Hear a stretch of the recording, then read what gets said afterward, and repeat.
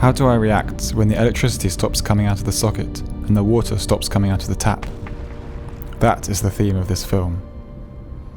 Michael Haneke, Austria's most austere auteur, speaking about Time of the Wolf upon its release in 2003. His seventh film and his third in the French language, it takes place in the wake of an unspecified disaster.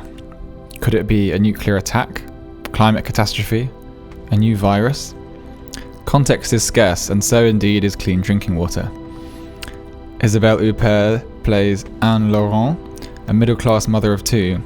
In the opening scene, her husband is killed in front of her by a poorer family squatting their country house. The remains of the Laurent family, Anne and her children Eva and Ben, are forced onto the road, begging for scraps from neighbours and strangers, until they reach a dilapidated train station where, huddled amongst fellow lost souls, under the thumb of the uncouth gangmaster Klosowski, they wait for a train that may never come. Haneke's style has evolved from the abrupt anarchic violence of his early Austrian work to the depictions of heaving bourgeois guilt in his later French work. Nevertheless, throughout there's a continuity of alienation and immorality, perhaps better put, the human soul pushed beyond the limits of its capacity for hope and kindness. You're listening to MoobTube, the podcast that's harder to cancel than a trial movie subscription during a pandemic. Owen, did you find poetry in this wasteland? Always. Absolutely always. I live in North London. I find it really weird with Michael Haneke because I think I tweeted one of my brief forays onto Twitter recently when I was tweeting. I always feel a sense of unspecified dread before I watch a Michael Haneke film because you know it's an event. Whether the film lands or not, you know it's an event. You know he's going to make you feel uneasy, disquieted. You know it's going to be a hard watch. I've never seen a Michael Haneke film and it's kind of breezed along. It's they're often quite humorless, very staid, very static, very distant. It's very distant cinema. You know, if Bresson is right up in your face, Michael Haneke's kind of in the mid distance, like a peeping Tom almost. And you feel he's put it interestingly because he says one thing he doesn't like about American cinema, and he means like the Hollywood system, is that it barrels along and it actually wipes out any space for audience engagement. His cinema he says is all about audience engagement because it said you're bombarded with big questions and you're given a lot of space, mental space and physical space in the screen to actually sit down and figure it out, and so it can feel very relentless and very alienating and really abject, and Time of the Wolf is no different. I mean, it's interesting that it's I guess technically a science fiction film. It's not a genre film though. This is even though it bears some sort of weird similarities to The Road, almost, the adaptation of the Cormac McCarthy book. It's it's got a weird kind of tonally, it's kind of similar, but it's so stripped back. Like you said, there's no intimations as to what this catastrophe was. We're not supposed to resolve that. It would be dull if at some point one of the characters said, "Oh, it's a shame about that nuclear attack," or something. That would have punctured the balloon, right? It would have been no, leave me in suspended animation, because there's no visible evidence really of decay apart from human interaction. So it's an apocalypse film with the apocalypse kind of vacuumed out of the film, and what we're left with is this hyper focus on how people act when they're in survival mode, which is why he called it the Time of the Wolf, I guess, because people are on their base instincts of survival. But I guess the irony is these people are not ordinary people. There's no Übermensch hero who's the ringleader. It's just a load of failing, problematic people who are trying their best to get by and still be human and kind to each other. Did you find it easy to watch? Did you find it kind of alienating? Did you find it? Yeah, what was the general vibe you got from it? I found it really difficult to watch. I was sat alone in my living room in my flat. All by myself. My other flatmates who wandered in and out occasionally, but yeah, I was basically on my own, kind of watching it in headphones on the projector. Wow. And Yeah, kind of a supreme state of alienation in a weird way. Because I just didn't want... I knew what a Michael Haneke film is like, and I didn't want my flatmates to have to deal with that audio. Yeah. Because there are moments in this film that are quite horrifying. There's like horses screeching and screaming, and it's odd to listen to. Yeah. I suppose one of the things I kind of came up against was, which I often come up against with Haneke's work, is like, am I uncomfortable because I don't enjoy this film and I don't think it's got a point to it, or like is that the purpose of this whole experience, that I'm supposed to feel uncomfortable? Like, there's a lot of aspects of mainly the moments where they're in the train station and they're there's a lot of bickering and resentment, and there's a general... It's hard not to come away from those scenes with a feeling of like, okay, the truth that we're being made to accept in this moment is that when humans are put under any kind of resource strain, they become incredibly hostile to one another.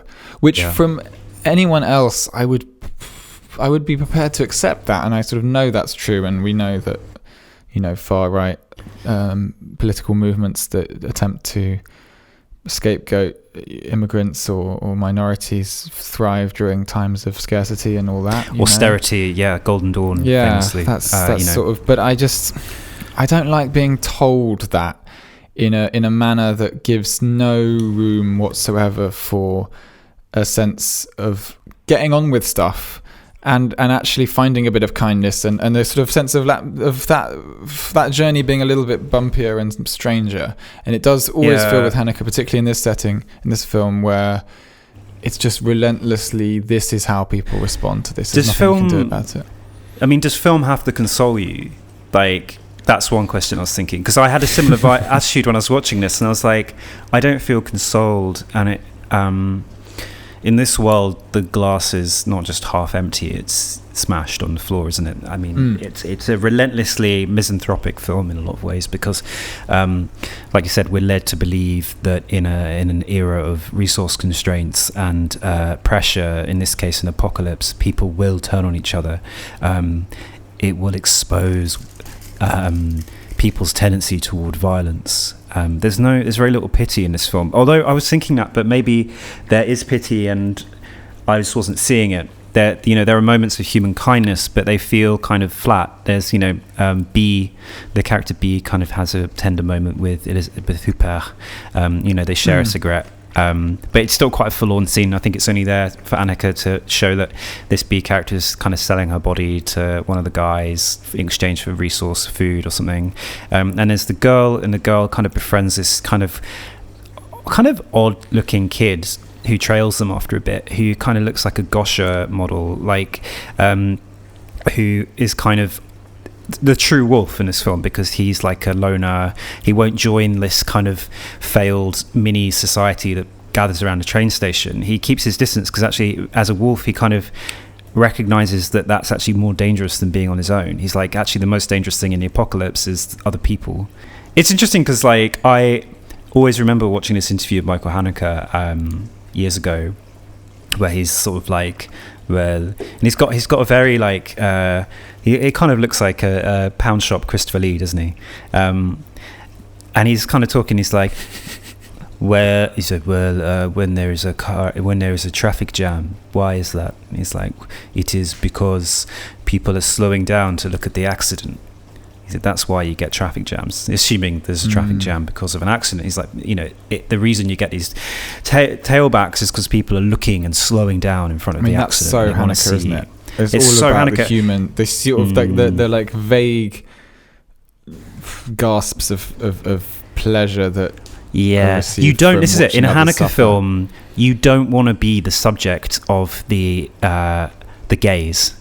But you enjoy watching the gaze happen. It's like Cachet, which is a film about a middle-class French family who start receiving videotapes posted through their letterbox, which just shows that they're under observation, and it creates fractures in the family, and they gradually disintegrate. And it's horrible because this is a nameless evil. They never find out really until the very end, sort of, maybe-ish, who's doing it or why. They never really understand why, and it's like you absolutely wouldn't want to be in that situation because their friends don't get it, or their friends distance themselves from them. They're very much alone, and the same thing happens in funny games. The family who get brutalized and murdered in their home. Like you love to see it, right? You love to watch it, but oh my, being that family, this is the world that Michael Haneke gives you. It's like he makes you feel really complicit and sticky and guilty for being the spectator, but he's kind of saying this point is like, we like to watch, but like, fuck, would you want to be the accident that causes people to slow down? And that's kind of a choice we make. I think I always prefer White Ribbon's my favorite Haneke film because it has this. It's more, the dynamic is a little bit more complex, and even though there is like a big who done it, we never know energy with the creepy children. Yeah, there's like there's something beautiful about that mystery, and it's also just very slickly done, and it has this sort of atmosphere. It's just very good at building atmosphere. Yeah. Whereas I feel like a lot of his other films have this immense. They really take their target. Oh my god! It makes me feel resentful in a way, and I'd like to say as well, it's like it puts me in a defensive position, Michael Haneke's work, because it makes me almost like to defend myself. I want to say something like, oh well, I like Haneke films. It's not that I have a problem with darkness. It's just that like I have a problem with this really sort of repressive, austere, humorless darkness. It's very humorless, isn't it? You can't just kind of whistle a tune and move through it. And I do think I don't think art has to like directly console. I wouldn't want to make a statement like that art has to console exactly. But when I watch work like Tarkovsky, I do sense, like to Tarkovsky's films, I do sense, and Bergman's work as well. Yeah. I do sense through the process of having shown a difficulty in the human experience. I'm particularly talking about Bergman now, because I think with Tarkovsky it's more of an obviously spiritual journey. But through that process of showing, even if what you're showing is very painful and difficult and makes one feel alone in some ways, there is a catharsis to that, and there's a beauty to that process. And I do think that beauty is vital. I think when I make films, I always... it's not beauty necessarily, like a pretty picture, but like beauty has to be somewhere as a transcendent along the quality line. Yeah. I think with Bergman as well, the tragedies there are very specified tragedies which you are meant to feel anguished by, and in like Winterlight, for example, and the tragedy kind of gains this gravitas, whereas in Haneke everything is tragedy and everything's very flat, and it's like the violences that are dealt out don't stand out, they just become part of the texture of his world, like the killing of the dispatching of the husband at the beginning. It's a very sudden bam, like gunshot, he dies, you don't see it, blood splatters on Elizabeth Hubber's face, she doesn't cry because she's shocked by it. Obviously Haneke meets out these violences in a cruel world, but he doesn't really give us the space to feel the tragedy. We can't really vibe with the tragedy, which something Bergman does, and in a very poetic way, in which Tarkovsky does in a very theatrical and kind of like funny way, because Tarkovsky is quite funny. Stalker is a horrendously bleak film, but it's got a lot of humor. We talked before about the phone ringing towards the end. Is this the hospital? And he's like, no, this is not the hospital. And the absurdity of because people state that it's a philosophical film, people state their position, their worldview. You've got philosopher and writer and stalker as these kind of archetypes. Whereas in this film, like, nobody has any, you don't know anything about anyone. You'd have no skin in the game. The context thing varies for me, but I think it's like a dichotomy of form and content, which means he's never really absurdist. And I think he's at his best when he is a bit absurdist, like Funny Games in a way has a some of the distancing devices of being able to rewind what happens and play it back in a different way, like that sort of gives that, like, provides some release, but in a way he's not someone who even wants there to be release. He's not interested in the economy or the chiaroscuro of an artistic object. He's interested in a very realist, almost like a kind of, he's almost like if Ken Loach was campaigning for you to have lower serotonin.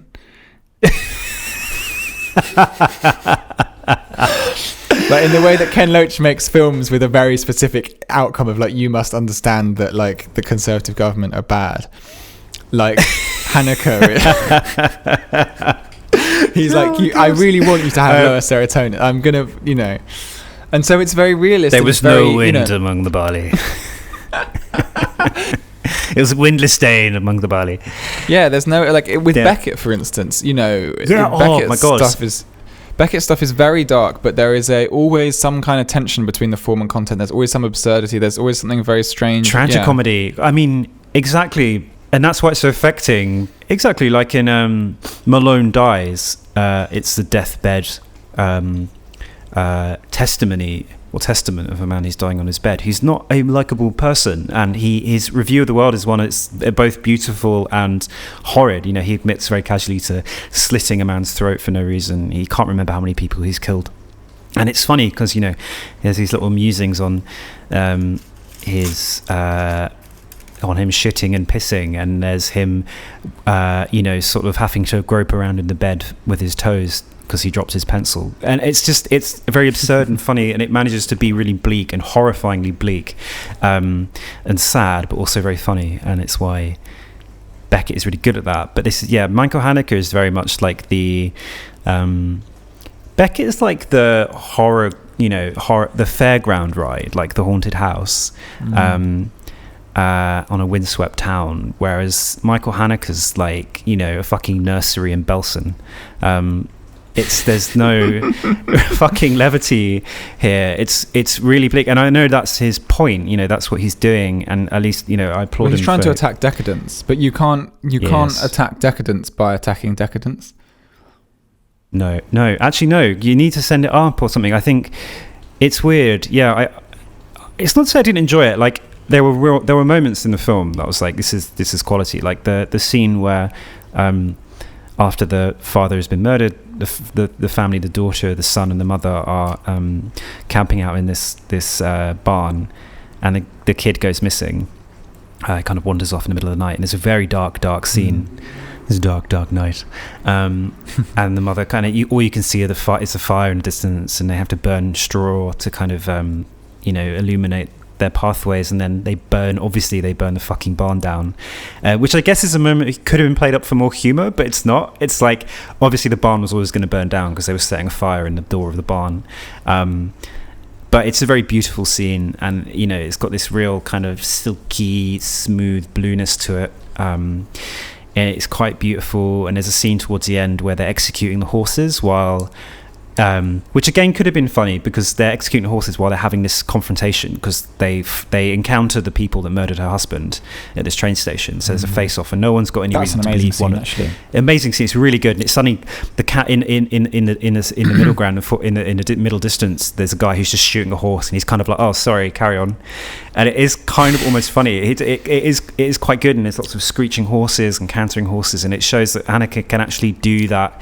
poetic beauty and rhythm, but a lot of the time he's like, no, strip it back, minimal lighting, really plain sets. Like, he's intentionally suctioning loads of texture out of his films, and I know that's what he's doing, and I marvel at it, and I'm like, wow, this guy's fucking commitment to the bit is unreal. You know, but that's why it's like propaganda, though, because it is so committed. It's far too committed. You know, it's like it's because it's you're using washed out color and like bleak landscape shots, and House of all Cards, of the form is like, it's all bankrolling the mood and the content and the form, and everything is all squished up against one side of the wall, like in the dark bit. And it's like, I would understand that for like a genre piece, like a horror film, where you're like trying to, but even with something like that, like That's what you need the light, like, oh, actually, yeah, that's a good point. Actually, horror films, there's usually like some kind of humor. There's usually like a bit where people are laughing and joking before the chainsaws well, 28 days out, later, you've got the great supermarket sweep scene, right? You know, you've got the capacity to have a film where you have the lightness over the darkness. Yeah, you know, you've got the well, that was like the film du jour at the beginning of lockdown, wasn't it? That and Contagion. But in those worlds, they give you the lightness, so you feel the darkness more. Whereas here, there's no fucking lightness. It's just this French family. But also, you feel the darkness with some bravery, I think. You've got something to fight for, but he doesn't give you any emotional resources to fight the horror that you're confronted with, which is why it's hard to watch, and why I think you're right, actually, when you say, you know, it's so committed to the bit that it kind of ideologically fails in his mission, because you just come away feeling a bit numb, and you're like, well, I know that doesn't reflect the world, really. That doesn't reflect the world, as I see it, because I have like a smidge of hope, and you know, and it's like, I don't recognize this. I think he thinks he has hope, though. When you hear him in interviews, it often feels like he's describing a more hopeful film than the ones I've seen. Yeah, it's weird, actually. You're right. There's a disjunction between it. He speaks about hope a little bit in the way that Fassbinder speaks about hope, or like that James Baldwin speaks about hope. In that, like, oh well, obviously you have to have hope because otherwise you can't go on. But like, I am here. Show me the hope. Things that push us very much to the point of very close to feeling no hope at all, but not quite. Yeah, which I get. I'm like fully behind that. Like, definitely. I love art about suffering, you know, it's very cathartic, but always with Haneke, it does feel like he's not allowing himself to discover things with this process. Do you know what I think? If we look at it from a formalist perspective, I think his project is really not philosophical. It's structural. He's just kind of a structuralist. I think his mission is he's actually a Dadaist. I think what he's trying to do is shock the audience out of complacency, which is the project of Dadaism, right? Like Tristan Tzara. And I think by doing that, what he's really speaking to is cinema. Like, Haneke's main audience is the film industry, I think, almost, which gives him this kind of enfant terrible vibe. But, you know, mate, you're like 75. And I think with you're right, with White Ribbon, he kind of actually step beyond that, I think, and wasn't trying to be. I'm committing to that now. That's my take on Michael Haneke. He's the last Dadaist, and I think he's making a formalist statement and trying to shock audiences out of complacency. So he has to exaggerate by flattening. It's an exaggerated flattening of human emotion, which is what he achieves. And on those grounds, it's successful, but it doesn't make me go, oh, fuck yes, all cinema should be like this now. It makes me go, okay, just Michael Haneke can be like this. So he's carved out his own niche, you know? Can I read some Sean Bonney? Yeah, we both read this really short, brilliant essay, didn't we? Me earlier and you yesterday. Chuck it out, spit some bars. On the 4th day of my sickness, I lay in bed, getting more and more freaked out by the status of a memory I couldn't shake. A village at twilight, uninhabited houses, several animals burning. I had never been to this village. The texture of the sky, the nameless blue of the mist, everything suggested an apocalypse it was impossible for me to have lived through. It reminded me slightly of the early scenes in Haneke's film The Time of the Wolf. You know the bits I mean. The father has just been shot dead. They have yet to reach the wasteland. Great gusts of silhouette. No shelter to be found. The countryside, a splinter of spiteful knives, blah blah. It put me in the mind of the mass incineration of farm animals that happened in Britain in 2001. Remember that? The foot and mouth thing, when they burnt all the animals. I remember watching that on TV back in 2001 and saying to everyone who'd listen that Britain was in danger of putting a hex on itself. Behaving like that, I mean, obviously, ghost mathematics. The absolute content of the 1990s, from the poll tax revolt to the death of Diana Spencer, from the criminal justice bill to the insipid immolation of Britpop, bang bang, all of it compressed and spun, baked and loaded, until it was transformed in its sleep into incinerated invisible villages, that type of thing. Obviously I was right, but it wasn't that was bothering me. It was simply the light, the unnameable blue at the center of this nameless memory, a still point that could but shouldn't be passed through.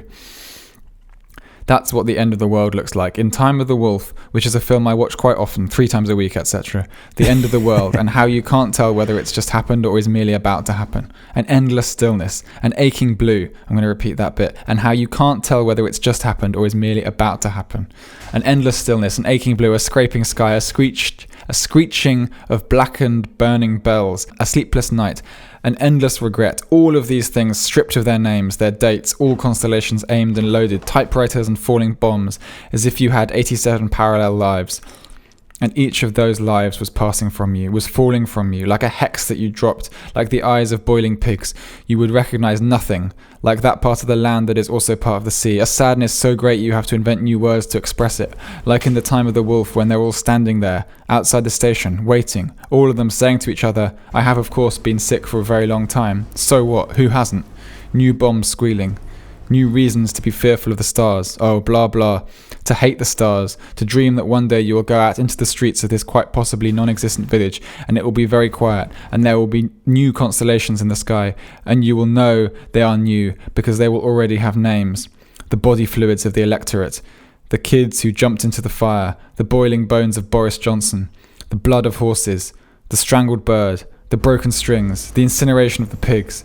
The deserted houses. The marriage feast. The defense speech of Émile Henry, devotions and buildings falling. A huge meteor will be approaching, contains all of your unlived memories, your 87 unspoken names, the other half of a helplessly oppositional sky. I mean, I'd like to point out that Ralph did that all without looking at his notes once. It's hugely evocative and affecting. Bit writing by Sean Bonney. May he rest in peace, Sean Bonney. Yeah, passed away at the end of last year by his own hand. Yeah, I guess you bring to Haneke what you bring to Haneke. I don't feel that strength of unspooling insanity in Michael Haneke, or in Time of the Wolf. Weirdly, I think the potential for it is there, and I think. It's strange. I think I just felt very to watch distracted. it 3 times a week. I don't know if that was a joke from him. I think it's an exaggeration. I think it must be, disaster, but also you could barely watch it once. But maybe you would have that if you repeatedly you expose yourself this to again and again. But it obviously struck a chord with him, and it's like millenarianism, you know. Who wants to be a millionaire? It's a very Hobbesian world. Hobbesian, what? Yeah, like What's that? Thomas Hobbes, man yeah. against man. Yeah, it's. But I don't think we're seeing a changing of stars here. I think we're seeing, maybe. I think I stick by my first point, which is Michael Haneke is a Dadaist, but I also think he's kind of puncturing the balloon of bourgeois society and its inability to cope with massive structural changes that put pressure on their unconsidered lives. Which is why I think people are unable to process trauma in this film. It's all too sudden. So what we're seeing is the moment before. So when we talk about hope is existent in this film because people believe the train will come. People believe that the value of this guy tries to sell his watch, and it's like, why the fuck do you need? What's the value of a watch when there's no point? There's going to be no events anymore. Why the fuck is a watch of any value? So this film is actually filled with this diffuse, so there is hope, sad hope. It has no dignity. The hope. No, it's that's just the impression hope. I get. And that's something about. I was talking at a dinner party the other night. Rule of 6. About dignity, because someone was. I was talking to this guy who works in elderly care. And he was saying, I don't really understand what people mean when they say dignity. It seems to be like a kind of buzzword. And like, what is it when you're actually dying? Like, you don't think very much about your dignity. You just think about like quality of life and like pleasure and connection and stuff. And dignity is a sort of abstract concept that gets sort of brought up and people... But then I brought up this thing that John Burgess said once about how art, like how there will always be suffering, but in a just society, like that suffering will have its due dignity. And so I suppose there is something. I just always feel this sense of contempt with Haneke. I never feel like he really respects the characters in his films, but maybe that's me projecting. No, that's it. Like the man who, like I said, gives up his watch in the belief that it has some value, and the guy he tries to trade it with steals it from him. And I think it's a really cruel moment, because this man is giving the last thing he has for a bottle of water, and the man laughs in his face and just takes the watch and rides off. And it felt like a very cruel blow to this man who later loses his daughter, who dies. Yeah, and I think I can see what you mean. There's a real sense of resentment, and people aren't given dignity.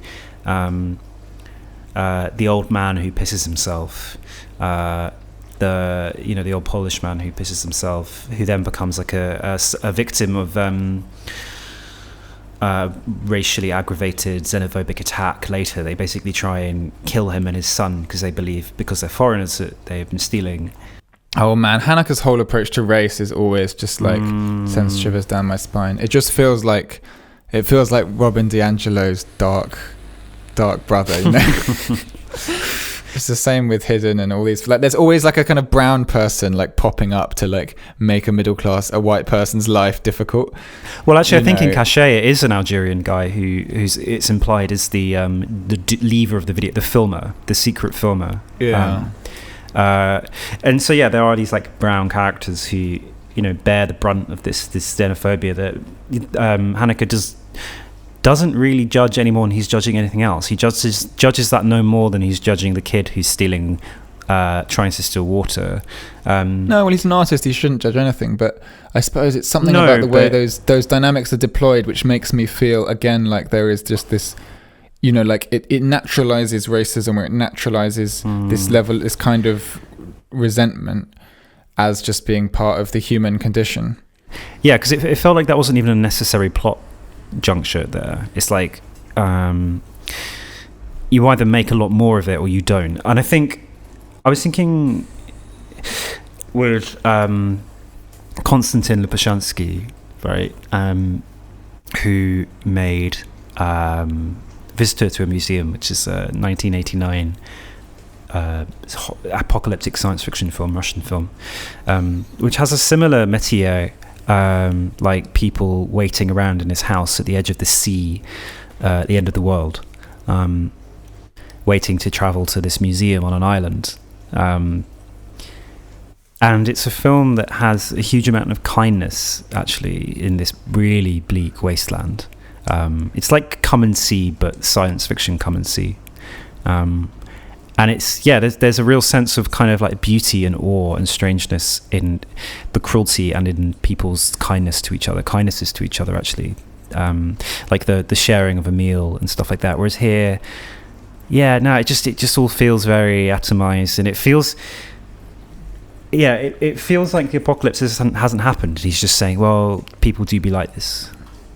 Yeah, I mean, I really loved what Bonnie said about like the end of the world and how you can't tell whether it's just happening or is merely about to happen. But I want to circle back a little bit to the general vibe of Bonnie's work and this blog post, which is just a blog post in a way, posted at 2:56 a.m.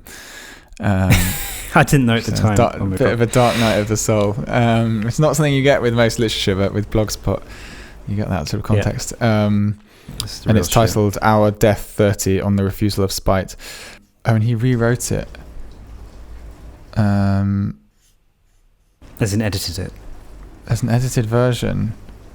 Maybe I should have read that one out. Oh, well. No, I think it was good to read, because this is obviously more of a bit of automatic writing, isn't it? I think it's quite interesting. Actually, first draft is the best draft, they say, don't they? I was thinking about Sean Bonney. I didn't know Sean Bonney, but I knew a few of his friends, and I'm aware of the scene in which he operated, which was this like ultra leftist, a circle of people who identify as communists and who campaign explicitly for the abolition of capitalism. Basically a noble cause that I support, but I guess there's an atmosphere that inevitably comes around those kind of just on an emotional level. I'm not critiquing the politics really, but like the ambition is so huge that it becomes a bit of an all or nothing, And obviously, Yes. people do smaller chipping away at things like, you know, rent, housing, organising and stuff. But like the general vibe you get from the end of this piece by Bonny, and also like his other poems, there's lots of stuff about, you know, when you see a Tory in the street, slit his throat, those kind of lines. But yeah, you know, the body fluids of the electorate, the boiling bones of Boris Johnson, you know. There's a real kind of millenarian, like religious sense of like, yes, after the storm, or after, like, in the afterlife. Well, it's the idea of judgment. I like think. Utopia is like a thing on the other side of something really horrendous, and these and people who kind of, it is a sort of a bit of a cult mentality, in that you basically sort of, you believe in a kind of absolute solution or revelation, as opposed to what I perceive political life to be, which is a much more incremental sort of bits of like little mini warfare things happening collectively while we all sort of talk to each other and try and understand what's going on. Well, class war is the major structural violent upheaval that we are experiencing now, and I think that is the war has already happened in a way, or is happening around us. And I know what you mean. It has this millenarial idea of almost Christian, you know, Christian Judgment Day, when the four riders will ride forth. Yeah, and he's sort of explicitly borrowing from that language, which I sort of admire. And the stuff about hexes, like, you know, but what I mean is that Haneke's work, like, he taps into something in Haneke's work, which is like that the sense of hope is really like, so it's like going towards a very small hole in the wall that you probably won't be able to fit through, so you can get to the other side. And I don't think that's a sort of like the vanishing point. Yeah, it's like, I'm speaking very abstractly now. Do you know what I mean? Yeah, no, I know what you mean. It's interesting because to take it to Haneke, there is no positive vision put forth maybe in Haneke. So there's no, like I said, there's no, for cinematic reasons, there's no Übermensch who becomes like the leader, nor is there an alternative political vision. We're led to believe that this situation we're seeing is unpleasant, but like I said earlier, his films disable you as a viewer, because you're just glad you're not the person who's being subjected to these horrors. You're just relieved, and these horrors have come from that world. And when I think Cachet is like, in a lot of his films, we don't learn much about the people there. We don't learn about the perpetrators of violence or the victims. In Funny Games, we don't really learn much about the family, apart from we know that they're kind of middle class. We don't know their needs. We don't know their kind of political beliefs or tastes, or, you know, they're kind of the things they find funny, and the things they don't like. And it's the same here. This family is another kind of like identikit bourgeois French family, and we know nothing about them. So in a way, it kind of feels like the time of the wolf has already arrived for Michael Haneke. You know, everyone is already wolf. And, you know, the film where we do learn a little bit about people is maybe Cachet, because there are dinner parties. There's a dinner party where the husband and wife kind of show their friends these weird videotapes they're getting, and all we learn is that, you know, Haneke is kind of critical of these people, and he kind of sees them as kind of bourgeois buffoons, living in their fancy, Parisian flat. You know, he's only got contempt for them, and it's dripping in contempt, and it's that's why it feels hope. And it's why it feels really hopeless to revenge as well, because I was just thinking about Sean Bonny and the kind of slitting Tories' throats thing, and Boris very Johnson's cathartic. It's a cathartic performative thing. But I don't find any catharsis in revenge. This has always been like a thing about my politics that sort of marks me out from a lot of people on the left, is that I don't have any desire whatsoever to see my political opponents suffer. And so I find it very alienating. But I think Haneke's work is really infused with revenge, or sort of just takes it for granted that there might be some pleasure to be gotten from seeing people go through horrors that you wouldn't want to go through.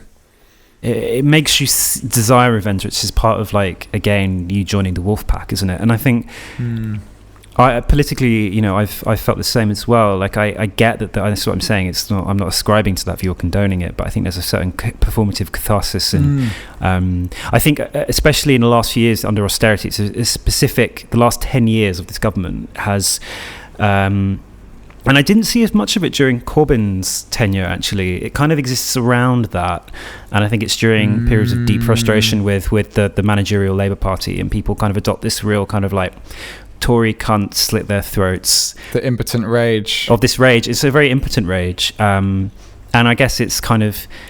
I don't think anyone really means it. Like, I don't. I think maybe a few people do, but I mean, violence often erupts on the right more than the left. You know, the murder of Joe Cox. They wouldn't have the nerve abundantly to actually do this. Actually do it. So there's a real performative thing, and it's like, okay, so you're admitting it's a psychic, cathartic thing, but then so you're agreeing that this operates on you at the level of your mind and your thoughts, and what you're painting for yourself is a very zero-sum, bleak worldview. You're allowing yourself to become the wolf, and actually one of the sources of strength I find in the Labour movement historically has always been it's almost Christian, collaborative, communal chumminess, and yeah, so it you know, and it's like the early... There was a bit of that when we knocked on doors in December, wasn't there? Yeah, you get it, and it's like, you know, I feel like I get why people do it, and I'm sooner gonna blame a Tory for being a cunt than someone who's saying slit their throats. But I just think if you accept that it's operating on your mind at the level of your thoughts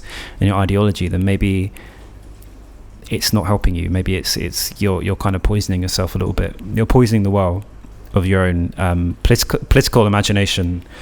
Resentment is drinking poison and hoping the other person will die.